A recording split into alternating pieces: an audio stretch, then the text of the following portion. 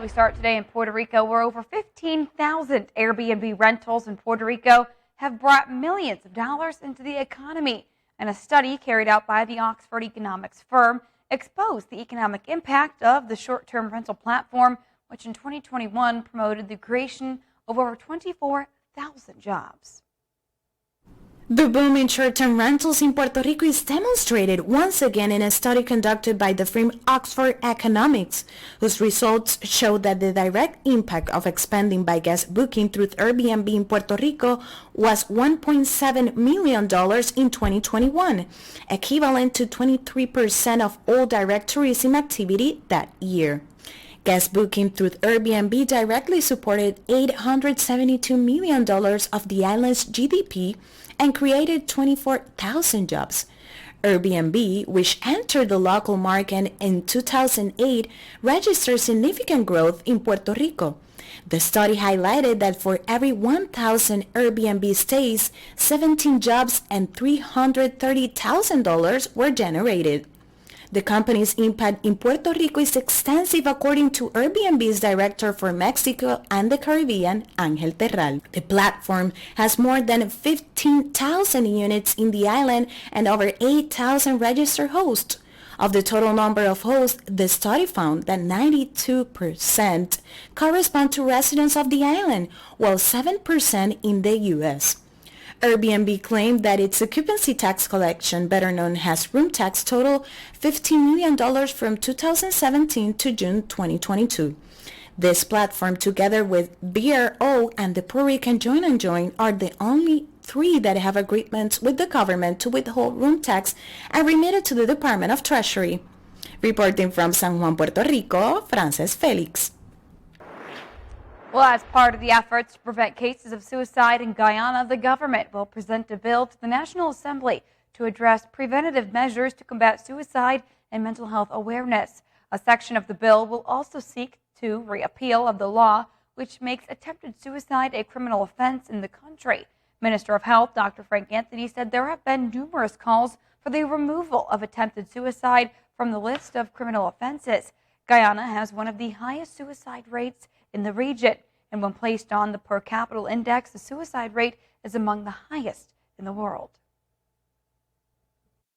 This is a bill that we have been working on for some time, and that is, it encompasses things that we can do to prevent suicide from happening.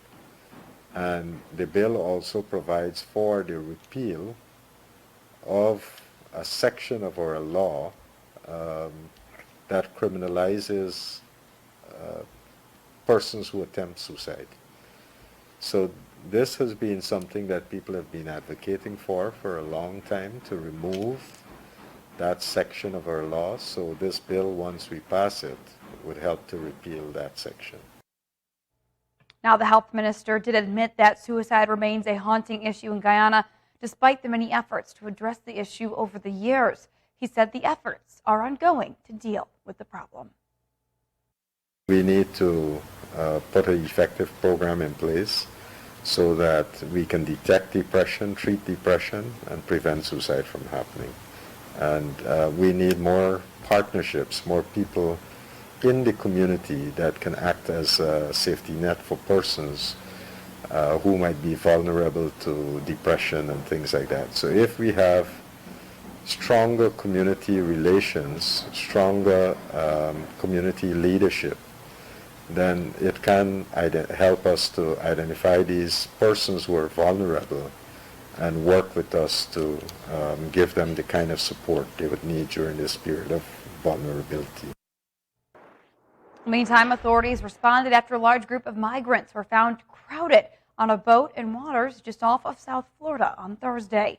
The boat was spotted near Black Point Marina in Homestead. Yeah, you can see just how packed that boat is. According to the U.S. Coast Guard, there are about 100 or more migrants on board this vessel. The Coast Guard said the vessel was stuck in the sand. You can see it stuck here, and the vessel was still stuck at sea currently. Coast Guard crew members tossed life preservers to the boaters. One person on board was being medically evaluated and was put on a stretcher and taken to a Coast Guard boat. Officials have not yet confirmed where this vessel came from. Well, meantime, amid numbers of various sexual assault or harassment allegations, U.S. Virgin Islands Senator Stephen Payne Sr. has been expelled from the 34th legislature. Payne was being investigated by the Senate Committee on Ethical Conduct. 3 women accused Payne of either sexual harassment or sexual assault. The initial complaint was a young employee of his own office. Senators voted to expel Payne during a meeting on Wednesday. Bill number 34-0287, a resolution to impose sanctions against the Honorable Senator Stephen D. Payne Sr.